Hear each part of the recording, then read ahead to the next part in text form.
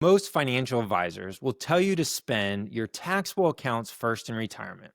It sounds logical, right? Why not delay taxes as long as possible? But I've seen this common sense approach cost retirees between $50,000 to $100,000 in unnecessary taxes over their lifetime. The truth is, the order in which you pull funds from isn't really about which accounts to spend first. It's about which tax brackets do you fill up first. And once you understand this shift in thinking, you'll never look at retirement withdrawals the same way. By the end of this video, you'll know the exact 3 bucket strategy we use with our clients to slash their lifetime tax bill, including one withdrawal method that even most CPAs don't talk about. I'm Danny Gudorf, a financial planner and owner of Gudorf Financial Group, and I've helped hundreds of people over age 50 create a tax-efficient retirement strategy. Let's dive into the smart way to pull funds in retirement. But first, let me tell you a short story about Tom and Susan. They followed the traditional withdrawal approach for the first 5 years of their retirement, spending their taxable accounts first and feeling smart about paying almost no taxes in those first 5 years. Then, at age 75, their required minimum distributions kicked in and they were led into the 22% tax bracket. And their Medicare premiums doubled due to something called IRMA surcharges.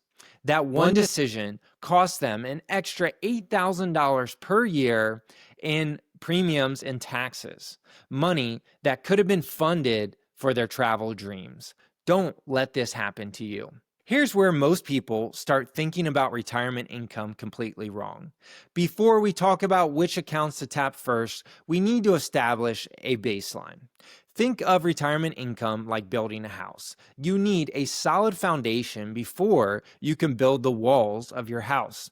Your foundation consists of fixed income sources, such as things like Social Security, pensions, annuities, or if you have any rental properties. These are payments that arrive whether the market is up or down, and you don't have to make any decisions about them. Here's how this works in practice. Let's say you want $10,000 per month in retirement income, and you and your spouse will receive $6,000 monthly from Social Security. This creates an income gap of $4,000 per month or $48,000 per year. That must come from your investment accounts. This gap is what we're trying to fill strategically, and the order in which you fill it matters more than most people realize. Now, here's where it gets interesting. Your retirement accounts fall into one of 3 tax buckets, and understanding these is crucial for making smart withdrawal decisions.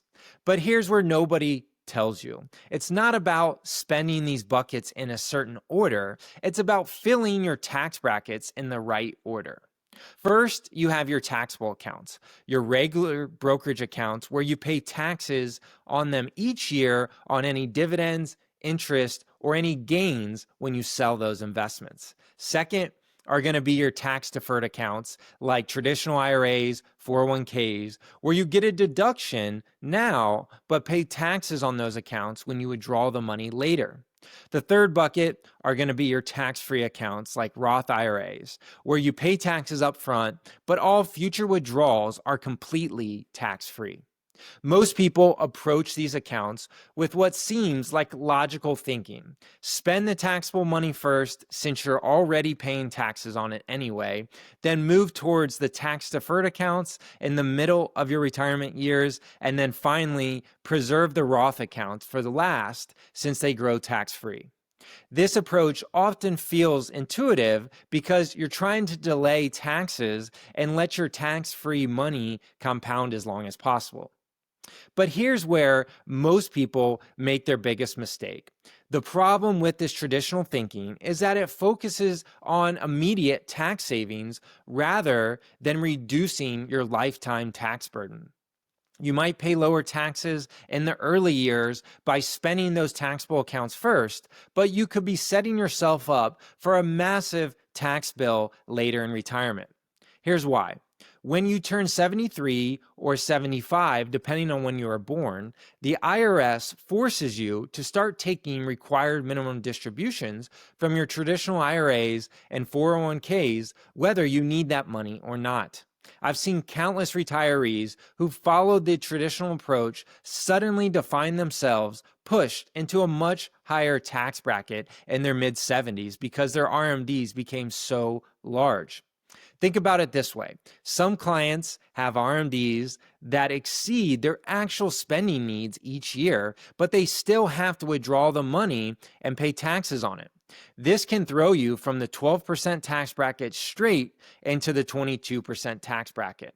That's nearly double the tax rate on every additional dollar. That's exactly what happened to Tom and Susan. Now, here's the game-changing insight that most people miss. Instead of thinking about which accounts to spend out of first, think about which tax brackets to fill first. In retirement, you have something most working people don't have. You have complete control over your tax brackets. You get to decide how much income to recognize each year by choosing which accounts to withdraw from and how much to take each year. Let me show you how this works with the 2025 tax brackets for married couples. The standard deduction is $33,200, meaning your first $33,200 of income is completely tax-free. Income from $23,200 to $96,950 is taxed at just 12%, but income over that level jumps into the 22% tax bracket. That's a significant increase that we want to avoid if all possible. But we also don't want to waste those lower tax brackets. So here's where the magic happens. Let me show you how this works with an example. Using our couple that needed $10,000 a month with $6,000 coming from Social Security. If they take their entire $48,000 gap from their taxable accounts, assuming half represents capital gains, they'll pay zero taxes because their income is low enough to qualify for the 0% capital gains rate. Sounds great, right? For this year. But what happens in the future? This is the trap that most retirees fall into. Now, let's try a different approach, and this is where it really gets interesting. Instead of taking the full $48,000 from your taxable accounts, let's take $20,000 from your traditional IRA and $28,000 from their taxable account. This strategy fills up the 10% tax bracket, resulting in an average tax rate of just 3.5% on their total income. Where else can you get this type of low tax rate? Plus, by strategically spending down those tax-deferred assets now, we're reducing the size of future required minimum distributions. But here's the strategy that most CPAs or tax planners won't tell you. We can take this approach even further. Since there's a big jump from the 12% bracket to the 22% bracket, it often makes sense to fill that 12% bracket while you can. You could take your entire $48,000 gap from the tax-deferred accounts, which begins to fill up the 12% bracket. But here's where it gets really powerful. You're still about $65,000 below the threshold where you jump into the 22% tax bracket. This creates an opportunity for what we call tax bracket arbitrage. You could take $20,000 from your traditional IRA for spending, $28,000 from your taxable account, and then still have the ability to convert an additional $41,500 from your traditional IRA into your Roth IRA via a Roth conversion. You're essentially filling up the 12% bracket, paying taxes at the known rate today, and creating more tax-free income for the future. The bottom line is this allows you to take control of your tax brackets instead of letting them control you. Now, let me give you 4 principles that should guide your retirement withdrawal strategy. These are the rules we follow with every client. First, let your Roth IRAs work as long as possible. These accounts have no required minimum distributions during your lifetime, and every dollar that grows in there is completely tax-free, not only for you, but also for your heirs. Second, understand how required minimum distributions work. Whether it's at, say, age 73 or age 75, you'll be forced to withdraw this money from your traditional IRA with counts. And this will depend upon your account balance and your life expectancy, depends on how much you need to withdraw. The larger these accounts grow, the larger your RMDs will be in the future. And this is where that large tax increase comes from. In addition, the third is to understand Social Security taxation. Many retirees are surprised to learn that up to 85% of their Social Security benefits can become taxable based upon their other income. The more income you have from other sources, the more of your Social Security gets pulled into this taxable category. This is why managing your overall income level is so important in retirement. Fourth is be aware of IRMAA surcharges. If your income exceeds certain thresholds, you'll pay higher Medicare Part B and Part D premiums. For married couples filing jointly, this kicks in around $212,000 of modified adjusted gross income in 2025. This is what doubled Tom and Susan's Medicare premiums from our earlier example. But here's what all this means for you. The order in which you pull funds in retirement isn't really an investment decision. It's a tax bracket decision. Every dollar you keep out of higher tax brackets is a dollar that stays in your pocket instead of going to the IRS. Think about it this way. If you can keep your average tax rate at 8% instead of 15% over your retirement, that's a 7% difference on every dollar you withdraw. On a $50,000 annual withdrawal, that's $3,500 per year in tax savings, or more than $70,000 over 20 years. These aren't small numbers, and they can differ depending upon your unique individual situation, but they represent real money that can fund more vacations, help your children, or simply provide more financial security. The key is to think about your retirement income as long-term tax optimization strategy and not a year-by-year decision.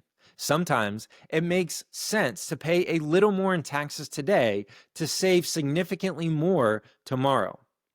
Other times, you may want to take advantage of low tax brackets while you can before those retired minimum distributions force you into higher tax brackets.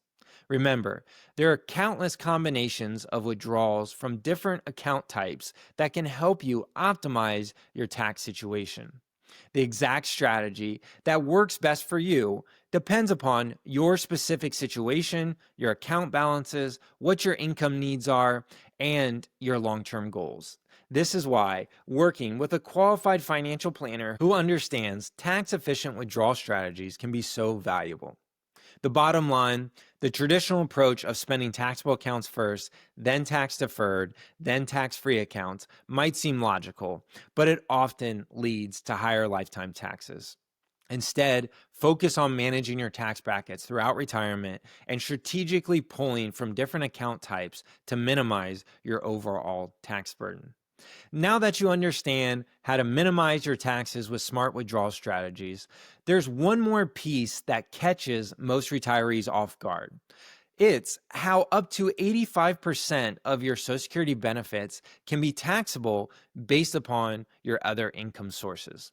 The more you withdraw from certain accounts, the more of your Social Security benefits get pulled into that taxable category. This is why your withdrawal order matters even more than you think. Click here to learn how to pay zero taxes on your Social Security benefits. 6 simple strategies to learn how to strategically manage your income that keeps more of your benefits tax-free. You'll see why the third strategy is the most overlooked, but can save you thousands of dollars every year.